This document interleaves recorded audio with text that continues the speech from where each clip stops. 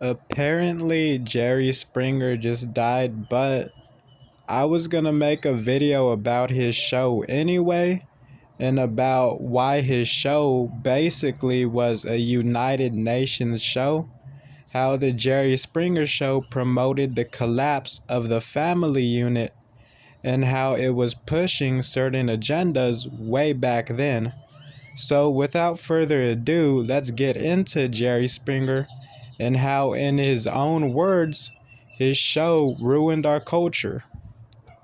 Now, the Jerry Springer show featured outrageous and it featured crazy individuals who would usually bring their problems to the show in order to show the whole world. Now, the reason Jerry Springer and his show was so popular is because the show helped push the degradation of our society.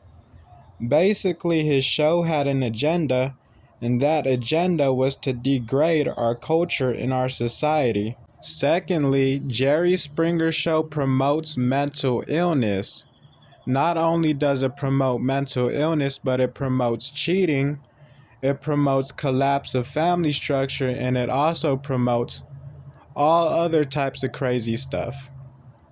This is because Jerry Springer, he knew that essentially by manifesting this content into people's lives, Jerry Springer and his production team, they knew that this would manifest into people's actual lives. This is why he said, in his own words, that he knew he was degrading our culture. Another interesting thing to note is that from the start of the show until 2009, the Jerry Springer show was actually recorded in Chicago. And you have to look at the types of individuals who come onto this show. Many of them are colored, or many of them are of a specific ethnicity. The reason I'm bringing this up is because what Jerry Springer did was he took that type of energy and he put it back into specific communities. And like I said, I was planning to literally make a Jerry Springer video like last night, but it's crazy that he passed away today. So I took it as a sign to go ahead and make this video about what Jerry Springer really did.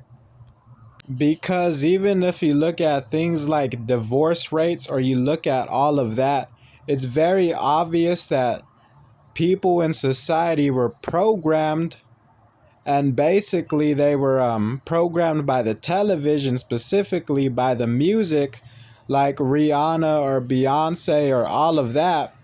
And at this point, the programming was so heavy that now we see it affecting everybody.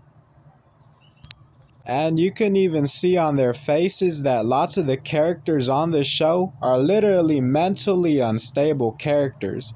And it makes you wonder why Jerry Springer and his whole production team, it makes you wonder why they were so adamant on pushing that type of content onto people. And to me, this is like the popularization of 600-pound sisters or Nikocado Avocado, where they basically love to make these very mentally ill people extremely famous. Like Nikocado Avocado was only getting more famous because he was getting more fat. And this is an example of how people will be compensated to be mentally ill just to be on television or just for a little bit of clout. Like Lovely Peaches is a perfect example. The things Lovely Peaches would do on the internet, she should have literally been in jail for.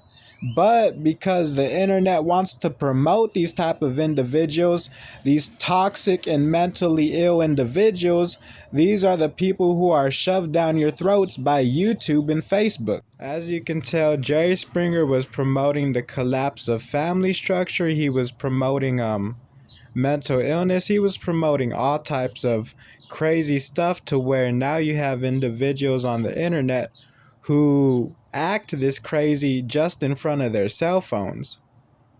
And this is why things like the Jerry Springer show, They need to be addressed because people don't realize the psychological impact it had on its audience. But to me, it's very obvious that he was targeting a specific demographic.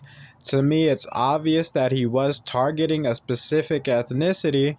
And since he's passed away, to me, it doesn't matter if these accusations are true because he did target a specific audience with his show, and we can see the psychological impact it had on that audience.